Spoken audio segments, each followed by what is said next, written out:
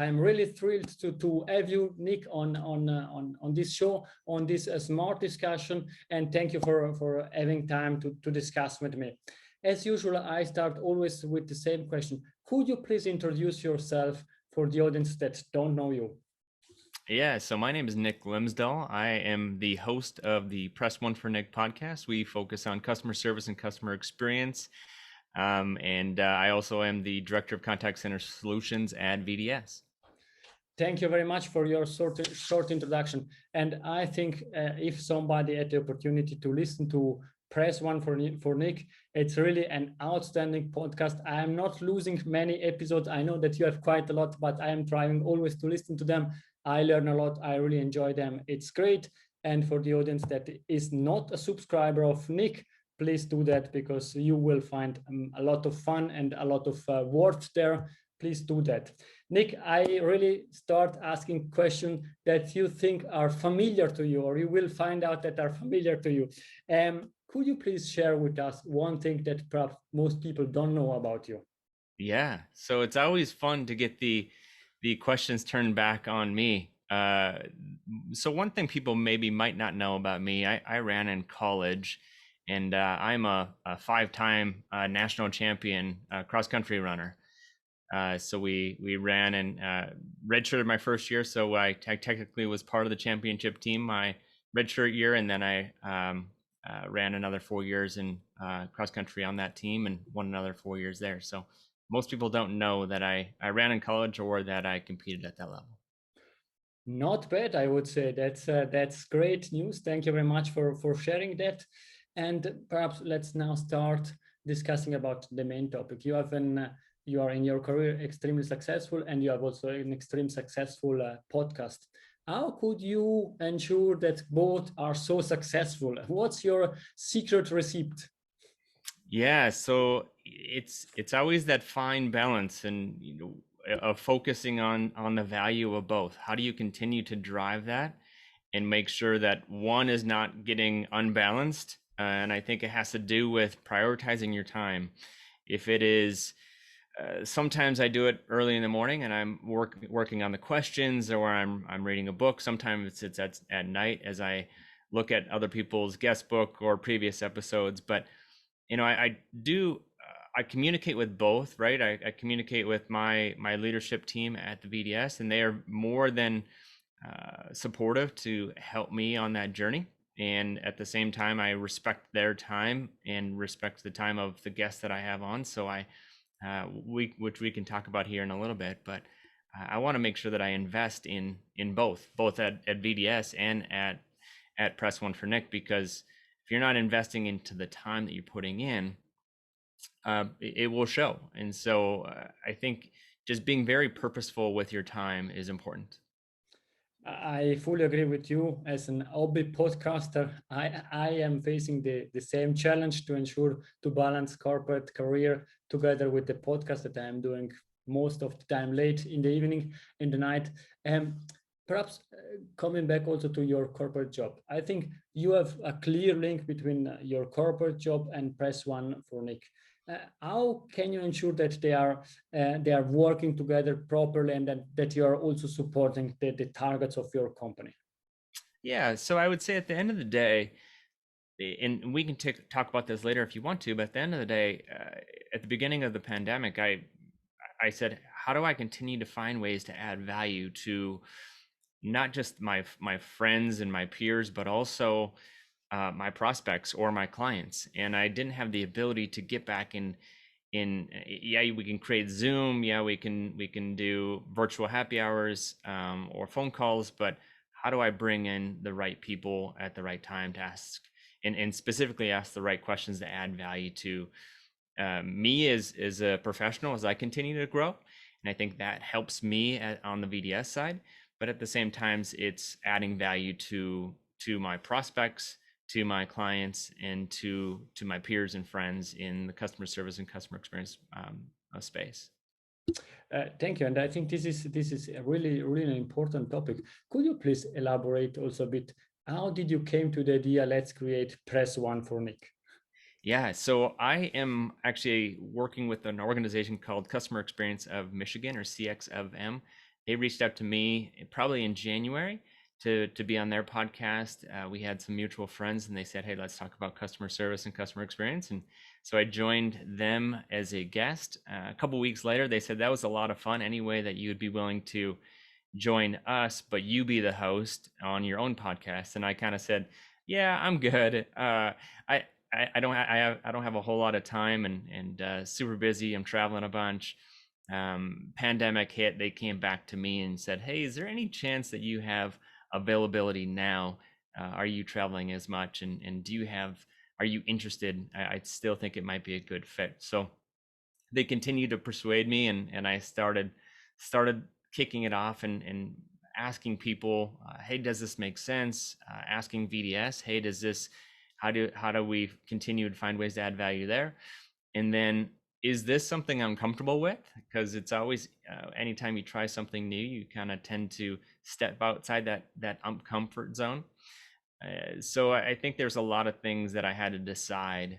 Finally, I just, after a couple of friends of mine said, "Hey, I'll be on the podcast," I just said, "Hey, let's give this a try." And I think I'm on episode 87. It'll be 88 this week. Very, very nice. And I think this is really the interesting piece or point of view, that you need to overcome quite a lot of difficulties. But then at the end, I think the most difficult one, from my point of view, with my small podcast, is really to do the first. Because then you see it works, you have an interaction, you can fill the time, and you can start discussing. What do you remember from your first podcast? Yeah, I think that's a great question. Somebody asked me that. I was talking to an association here in the States, and somebody asked me the exact same question. And there was a lot of nervousness from, if I can be fully transparent. I was sweating, had sweaty armpits. I was squeaking because I was trying to enunciate and figure out what questions to ask. I wasn't very comfortable, to be honest. And it was just me talking to another friend, just because we're on record, and the perception of me saying, "Oh man, this is going to be recorded, and now it's going to get pushed out to all these people potentially who are going to listen. And what happens if I screw up? What happens? What should I say? What did I say wrong?" And so there was a lot of, it was all on me though. It was no pressure from anybody else. And in fact, the guest was great. My first guest was Neil Toff. He runs an outsourced call center called Callzilla, and we just had a great conversation around customer service and customer experience. And I think it ended okay. There was a lot of things I could have done different with the technology or editing on the back end or asking specific questions, but yeah, it was definitely uncomfortable at the beginning. And I think Neil is also a podcast, Fireside Chat, if I correct. That's right. Yeah, Fireside Chat without the fires. Absolutely. I was on their show last week, and therefore I remember that. And I think exactly what you are saying. It's important to start, perhaps as based on the fact that you are a podcaster and were successful. Did you scripted all the questions and everything you wanted to say, or it was more a talk, general talk? Speaking about this first episode with Neil. Yeah. So the first episode, I probably had 2 or 3 questions that I just said, "Hey, Neil, here's the things that I'm going to be thinking about. Let's kind of just go off the cuff," right? Like shoot off is with little script as possible. And I think it's good to an extent. Sometimes if I were to go back, I would probably have it a little bit more scripted, or maybe just rearrange some of the questions based off of the storytelling and how it comes across from the listener themselves, or maybe ask more pointed questions instead of saying, "Hey, what do you think about customer service?" Right? I don't remember the exact conversation that we had, but I think it was more broad and not specific questions that I wanted him to answer. I think this is really a good hint, and also there it's I think that the value added of this discussion, because there is plenty of podcasts, it's really to go in depth and to find out topics and insights that can be shared, and therefore coming back to your career. Now, let's say in summer, I think you will celebrate the episode 100, and therefore I need to ask these questions. Do you already know who will be your guest for the episode 100?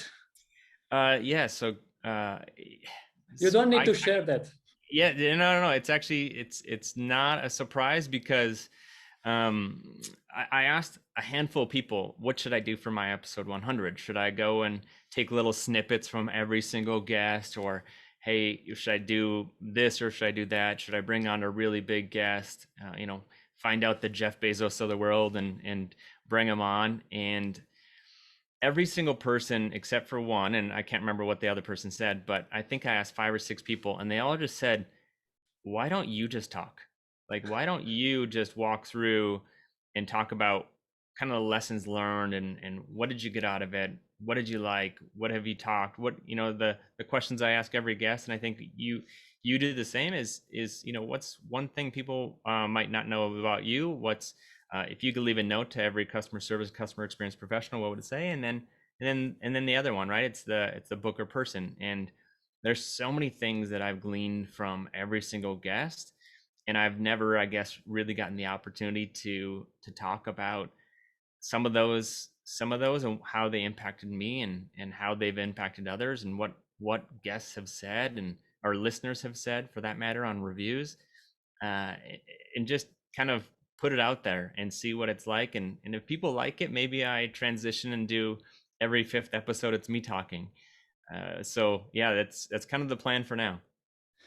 And I think this is really a cool idea, because it's not only about sharing the know-how, but also for me, I am learning a lot having this chat also with you in this case, and therefore it's something that we can share again and again. And therefore, I think this is an outstanding idea. Even if you don't ask me, I would support that. This is an outstanding idea. Thank you. Now that you have enough experience, perhaps could you share, please, with the audience, what is your vision around Press One for Nick? Yeah, I mean, at the end of the day, like I said, how do I find ways to add value? And if I'm not adding value to my listeners, then I should be doing something else. If I'm not having fun adding value, if I'm not having fun serving my listeners and the people that I'm bringing on as guests, then I should do something else. So I want to continue to have weekly podcasts. I want to continue to find ways to hone in the right questions that I'm asking, the right guests that I'm having, and maybe even start surveying my guests. Like, what do you guys want to listen to? There's a lot of times that I've reached out to people and said, hey, what do you think about this guest, or who should I reach out to next? That's one thing I ask every single guest is, who do you think might be a good fit? This is off recording. Like, who do you think might be a good fit for the podcast?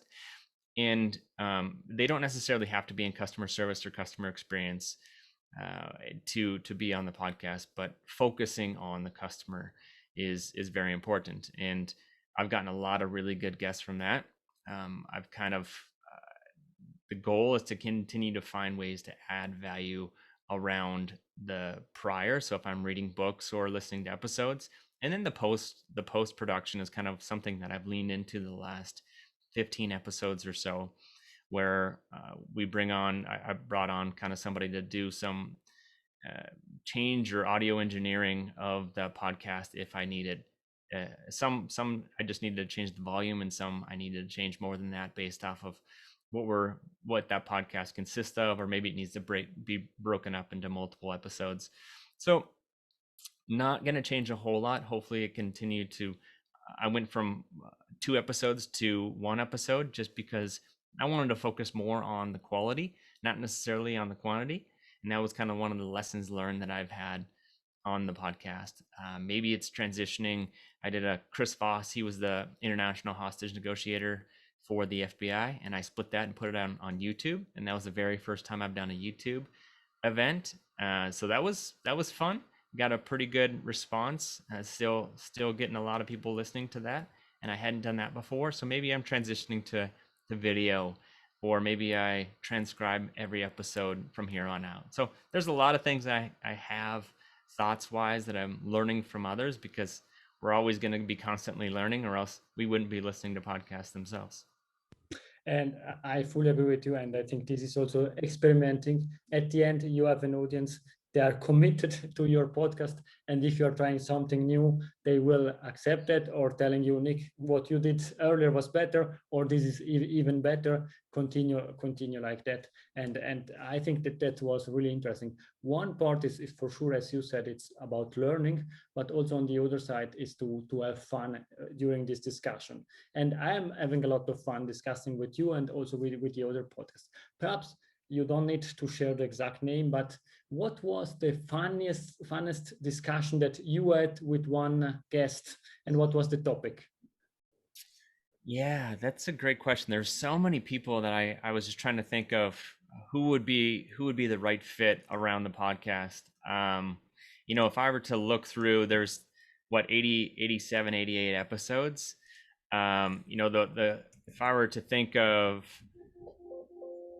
who might be the right one, there's a guy who owns, and I'm gonna blank on his name for a minute. Actually, it's Jesse Cole. So he owns the Savanah Bananas. So it's a semi-pro baseball team, and it's episode 23. And if anybody doesn't know who he is, he went from he had a 100-year-old stadium. He was like $100,000 in debt, and this guy realized that he's not in the business of baseball. He's in the business of delivering on experiences. And so he transitioned as he's living on in his one bedroom apartment on a mattress that he doesn't have. He's falling out, and he's going to be out of business here shortly. So he starts reading books on Walt Disney and how people are focusing on the experiences. He now wears a yellow tux that he rocks every day, like Dumb and Dumber. And he went from not being able to sell a ticket to now he sells out every game and has a 3-year waiting list. And how he does it, I think, is a really, really unique. He doesn't focus on baseball. He focuses on the experience. And so he's got the Banana Nanas, which is a senior 60 plus cheerleading squad. He's got a pep band that plays at the very beginning. He's got a breakdancing first base coach. He's got Nacho Libre, like wrestler, as one of their, I think, third base coaches. Like completely crazy, but he's delivering on the experience, and he's exceeding expectations. And so that guy was like, he drank 6 Monster energy drinks the day he had the podcast. But there's other ones too, but that one, just as you asked the question, kind of stuck out.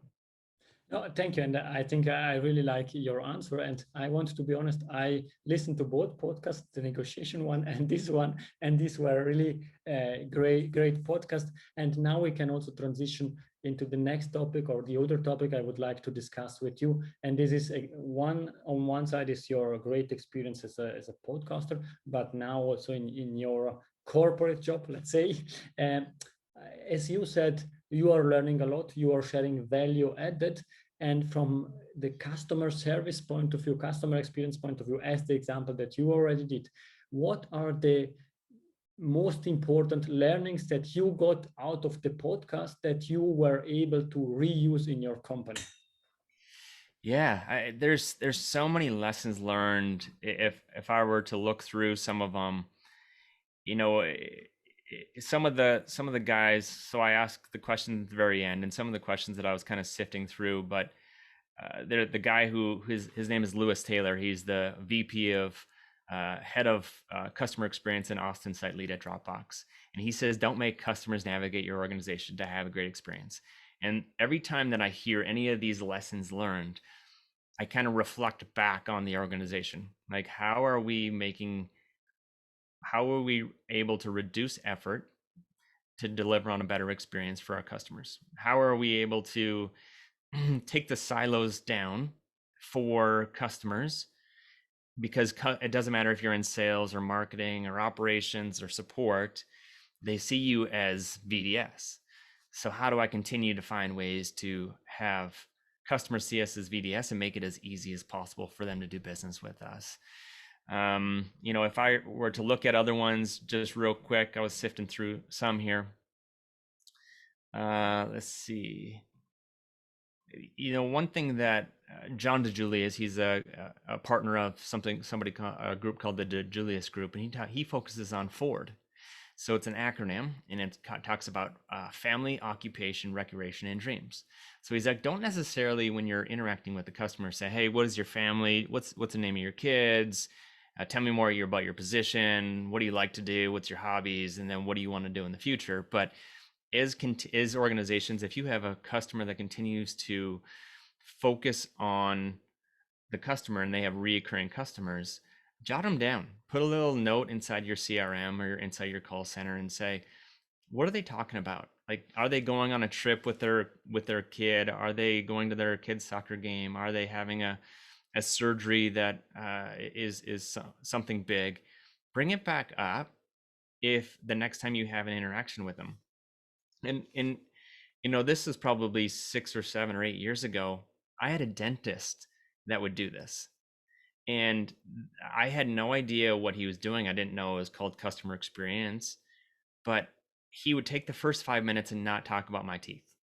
He would talk about what's new. Like, the last time we talked, we were talking about this, and this. How's that going? And then he would just be quiet and he would listen. And I was like, you would leave there, not in he was prompt, which is also, a rarity in healthcare, right? But he was prompt, and he actually cared about what I was saying. And he wasn't looking at his watch. He wasn't trying to hit a specific KPI around, oh, I need to hit this many people in this office. But focus on the customer in the moment and give them the time, and then give them your 100% attention. And that was there was a bunch of them. I mean, obviously I'm looking through all the quotes, but that was another one. Like, be purposeful in your time, and don't pick up your phone. Don't pick up your next gadget. Don't be looking at a book. Don't be giving them your secondhand attention, but give them your full attention. Thank you. I think these are really, really, really great insights, but please don't speak about dentists with me. Please. I will not bring it up the rest of the podcast. No, thank you very much. Great pleasure. No, because when I was a child, I had some issues, and therefore I was often there. And that was not really customer centric. That was let's fix all the issues and go further. And therefore, I developed something like a fear about dentists. And even if I am older now, and I hope that my son didn't check that and didn't understand that, because he should have his experiences. But I fully agree with you. I think these are really great examples. And perhaps also moving to the next question, in relations to customer experience and customer service, perhaps from your point of view, from your side, something that you learned during the podcast that you say, oh, this is really a wow moment for me. It's something that I need to share. I want to leverage. I want to live with that. Perhaps do you have some examples, some ideas? Yeah, I mean, as I sift through the 88 episodes, there was a lot of kind of lessons learned, and to be honest, there was like emerging themes that came up. And for me, it was, I would say 5, 6, 7 things. If I could think of them, it's the employee experience equal the customer experience. So treat your customers the way you want your customer, or the way you want your employees to treat your customers, because they will. They are a direct correlation, direct reflection of how you treat them. And I think, was it Shep Hyken? He said, fine, F-I-N-E, is the F-bomb of customer service. So he's like, be better than average. You can be better than average. When it comes to finding ways, we talked about that at the dentist office. I brought up dentists again. I promised I wouldn't, but is reduced effort, right? Finding ways, regardless if you're in customer service or marketing or anything, you're always have a direct correlation with the customer, right? James Dawkins was on your podcast, and what he told me was, it doesn't matter how many nicks are between you and the customer. It always ends with the customer. So focus on that customer, or focus on that interaction, because it will impact the customer, and finding ways to reduce that effort. Another thing I just thought of was, having the ability to listen. We talked about that earlier. And then not just listen, but provide that empathy along that journey. Because if you're not actually listening and then saying, instead of saying I'm sorry, which Chris Voss said right in that episode, but actually provide a label around it. So it sounds like, it seems like, it feels like you are going through this. Sounds like we didn't meet expectations. Another one I thought of is get feedback, right? Like, don't just, your frontline employees are knowing the pain points that your customers are feeling, so ask them. And then the same thing is true with your employees, right? Create a pulse survey once a month, once a week, once, a couple times, once a quarter, and make sure that your customers get that feedback, but also your employees, and then do something with it. Don't just sit back and say, I have all this information, this is great data, but don't do something with it, and then go back and tell them that you did it. There's a bunch of cases around that where people are, you kind of push the survey into the void and you don't get a response back, and that doesn't make me feel like I should be filling out an additional survey if I don't get feedback on the other part. And then the last one I would just think of is, like, as in customer service, is focus on business outcomes. Like in customer experience, I have a saying, I call it the pixie dust and fairy tales, right? In customer experience, you can kind of lean into those, and it's great to talk about. But when it comes to business leaders or executive team, they don't necessarily care about CX per se. They care about business objectives, as does shareholders and everybody else. And so how are you directly correlating CX with business outcomes? So I'll pause there. That was a lot of information. And it was outstanding pieces of information. I think 4 really important topics. But I need to remember you mentioned doctor again, dentist again, and therefore I give you a yellow card. Oh man, I'm in the running here. I as long as I don't get a red on the way out.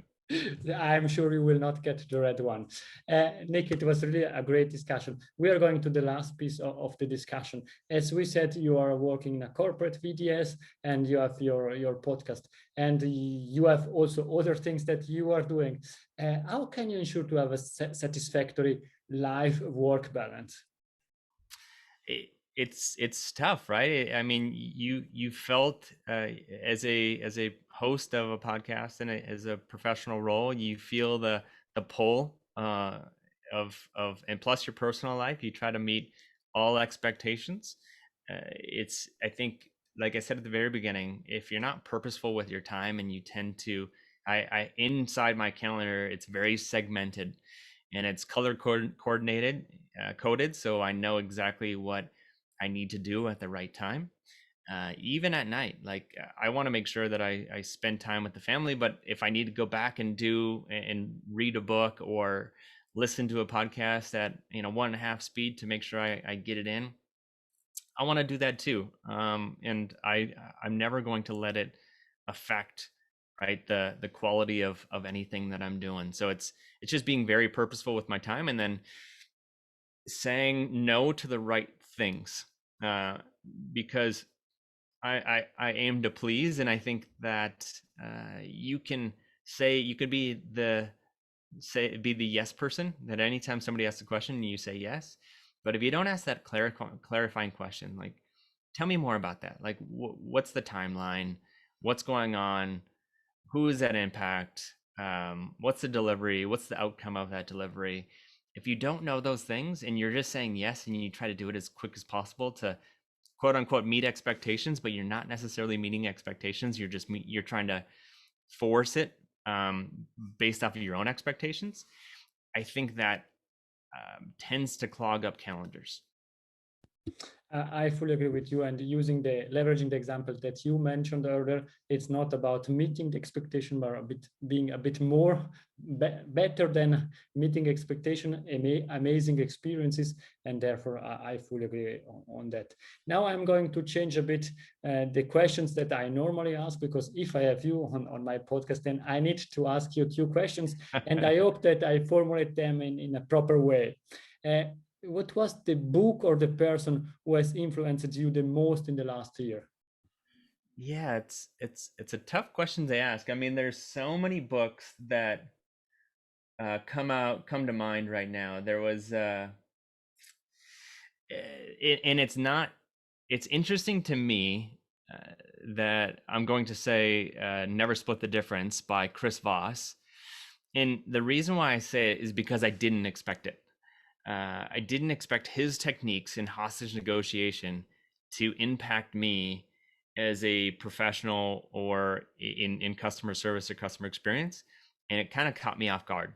But I kept taking notes, I kept underlining, I kept, taking pictures and sending it to people because I was like, hey, this is unique. And I even told him, like, there's a lot there for you to unpack and focus in and lean into that customer service or customer experience, because nobody calls in to a customer service or call center department and says, hey, Nick, I just want to let you know that your product's amazing. And, I loved your service and you really hit my expectations. Air high five. I'll see you tomorrow. It's, I'm on fire, right? And I'm going to do everything to make your life miserable. And so, listening to what he's saying and provide active listening, it's mirroring, it's labeling, it's all these other things, really surprised me. So that was the first one. I really like that, and perhaps also to motivate other people to listen to this podcast, I will say, please don't say trust me. That's one learning out of the podcast, of your podcast. And the second one is, if somebody has issues with driving the car too fast, that's also they are also giving some good hints how to cope with this issue. It's not the very last question, because I still have one or two questions for you, but could you share please with us your note to all customer service professionals? I would say, when it comes to focusing on the customer, doing it with intent, like listening to them, if at all possible. I understand inside customer service, but in customer service, sometimes you're interacting with 10 applications at once and you're checking the weather. You're asking them, hey, how's the weather in, Stockholm, because you're trying to figure out what's best for you, sifting through all of this. You're not actually paying attention to them. So if at all possible, pause what you're doing, listening to what they're saying, and then acknowledge what they're saying, and then do something about it. Don't necessarily speed through it, because then they feel like a number and not a name. And then the last thing I would say is and this is my purpose in life, is to have fun serving others. Like, if you're not enjoying the process, even doesn't make it easy, but if you're not enjoying the process, then do something else. Thank you very much. And now we are coming really to the end, but two questions I would like to ask you, or three questions. One is a bit funny, but I think it's important. And your note to all podcasters. So all podcasters is to, man, there's so much we could have another podcast just on podcasting, but is to focus on the quality of the podcast, not the quantity. I would immediately focus on a solid microphone, and then respect your guest time, and then find ways to add value to them. If it's sending a recap, hey, here's what I did on the audiogram, here's a quick snippet of the podcast, here's where I posted it, here's the channels, here's some things that you can do about it, and then asking them, is there anything else I can do for you? Thank you, Nick, and I hope this is not feedback to me. Or Not at all. The second last question to ask you is, if somebody would like to contact you, I will share all the links in the show notes. Could you please share them with us? Yeah, so you can go to my website, press1fornick.com. You can go to the /podcast. One question, and one thing that on the last question was around podcasting. I actually have a podcasting page, so feel free to go there. There was kind of all the lessons learned from what I got and kind of what I'm doing.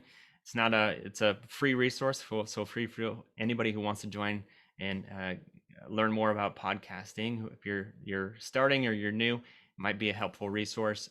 Feel free to find me on LinkedIn, Nick Glimsdahl. I think you can post my name. It's a tongue twister, but feel free to put that on there. I'm on Twitter as well.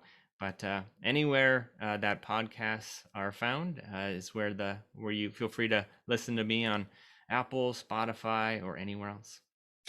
Thank you very much, Nick. And please, to the audience, and Nick should listen. Don't listen to this, please. I used his review, his feedbacks in order to understand how to do that. Joke by side, the very last question on the CX Goalkeeper podcast is always the same. It's something that we discussed or something new that you would leave to the audience, and is a Nick golden nugget. Yeah, the golden nugget is to listen to this podcast, listen to this specific episode, and then continue to share it with others. Like what you do on the podcast is what we're all trying to do, is finding ways to add value. You're investing the time it takes to do it, and just like me, you're doing it before and after hours, and you're being very purposeful with your time. Just the prep work that you did on this episode is delightful. So continue to be willing to share this podcast with others. And I would say the last thing is to enjoy the process. This customer experience is not easy. And sometimes it's not fun. But if you understand what your goal is and what your focus is, which should be on the customer, continue to lean into that and see what the success and some of the success stories that you're receiving, even if it's a little nugget, and be able to take that nugget and share it with everybody that you know inside your department or as peers outside of companies. Thank you very much, Nick. I am not commenting your golden nugget because it's Nick golden nugget. Thank you very much for your time. You bet. It was my pleasure. And also to the audience, I hope that you enjoyed this episode as much as I enjoyed it. It was outstanding to have Nick with me. And I think you can see that he has a really nice cap. We both have a nice cap. And this is what we are doing as podcaster. And thank you very much to everybody. Speak to you soon. Bye bye. Arrivederci. Grazie mille.